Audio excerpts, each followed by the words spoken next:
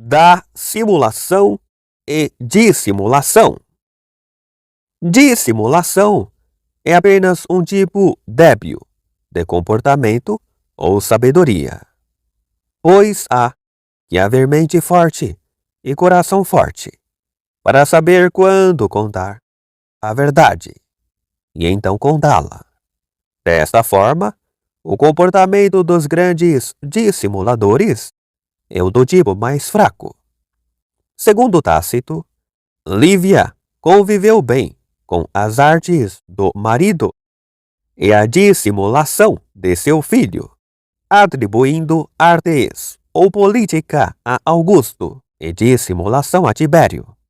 E novamente, quando encorajou Muciano, Vespasiano, a levantar armas contra Vitélio, ele falou: Nós não revoltamos contra o julgamento penetrante de Augusto, nem contra a cautela extrema ou silêncio de Tibério.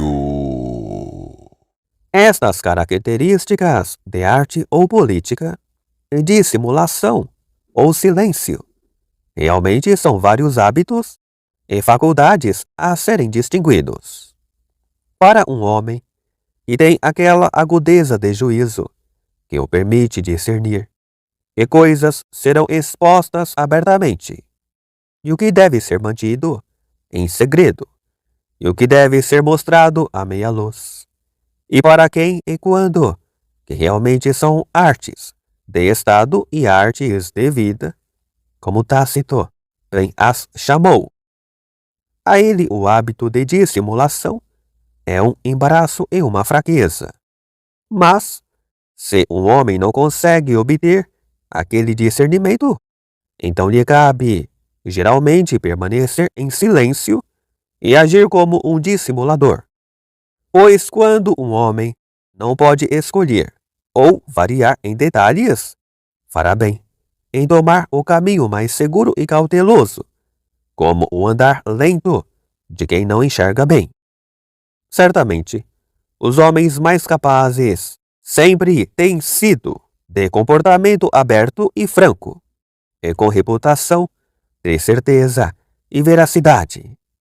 Entretanto, eram bem mais como cavalos amestrados, por saberem que quando parar ou virar, e quando achavam que o caso realmente exigia dissimulação, e se, então, usassem disto, prevaleceu a opinião anterior, divulgada no exterior, de sua boa-fé e clareza de procedimento, o que os tornou quase invisíveis. Há 3 graus com que se oculta e veda o íntimo de um homem. O primeiro, silêncio, reserva e segredo. Quando poupa o homem da observação, ou sem deixar ver o que ele é.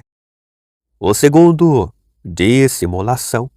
No negativo, quando um homem deixa pistas e argumentos de não ser o que realmente é. E o terceiro, a dissimulação no afirmativo. Quando um homem deliberada e expressamente finge ser o que não é. No primeiro grau, o segredo realmente é a virtude de um confessor. E seguramente, o homem discreto ouve muitas confissões. Pois quem abrirá um segredo a um intrigante ou mexeriqueiro? Mas o homem, tido como portador de segredo, incita a descoberta. Como o ambiente fechado aspira o ar mais aberto. E como na confissão, o revelado não é para uso mundano, mas para alívio do coração de um homem.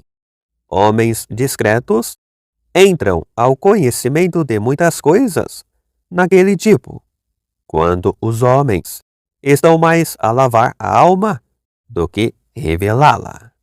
Em poucas palavras, os mistérios são devidos aos segredos.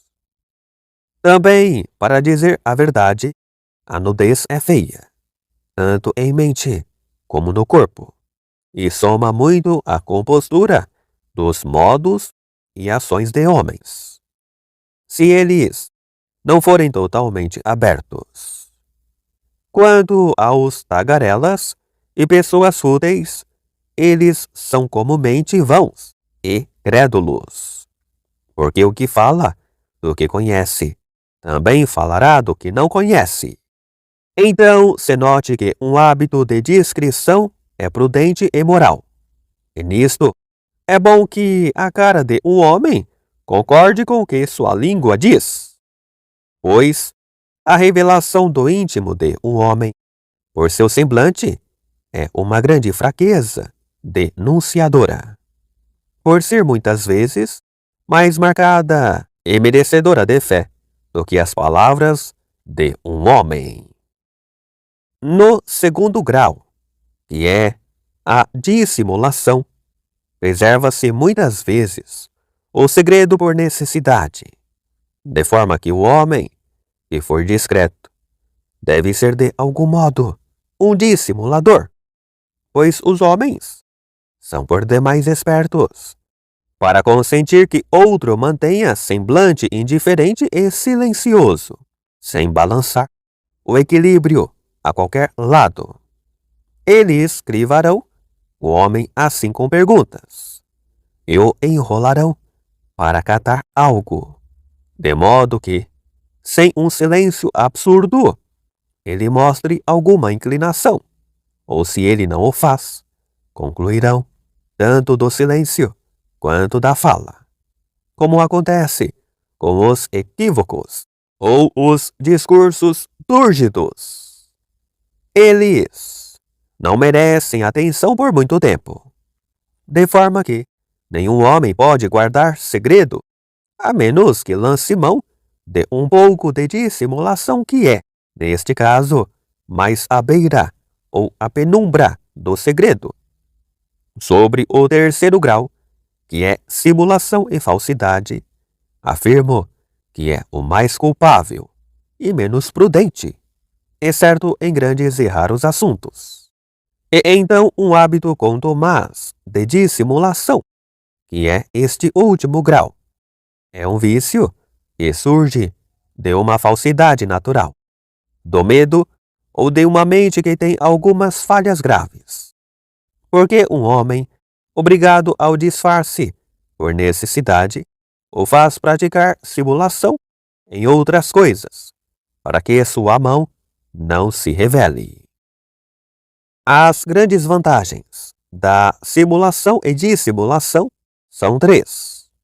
A primeira é manter a oposição adormecida, o que permite surpreender. Quando as intenções de um homem são anunciadas, servem de alarme para levantar todos que estiverem contra. A segunda é a resguardar para o íntimo de um homem um abrigo justo, pois se um homem se compromete com declaração manifestada, ele tem que ir avante ou sofrer um retrocesso. A terceira é melhor descobrir a mente de outros, ao que se revela. Os homens raramente serão adversos, mas o deixarão prosseguir e transformar a liberdade de palavra em liberdade de pensamento. Cabe então um sábio e bom provérbio espanhol: Conte uma mentira e ache uma verdade. como se não houvesse nenhum modo de descoberta, senão através da falsidade. Para manter o equilíbrio, também há três desvantagens. A primeira é que a simulação e dissimulação comumente deixam transparecer uma aparência assustada que em qualquer afazer dificulta o percurso ao objetivo. A segunda, que isto provoca e deixa perplexas as vaidades de muitos, que, de outro modo, talvez cooperariam com ele, e largam o homem a caminhar quase só aos seus próprios fins.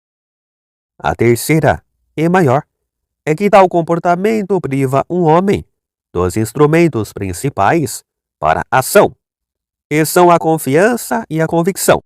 A melhor combinação e graduação é ter fama de ser aberto em opinião, manter segredo como hábito, dissimular quando oportuno e saber fingir quando não houver outro remédio.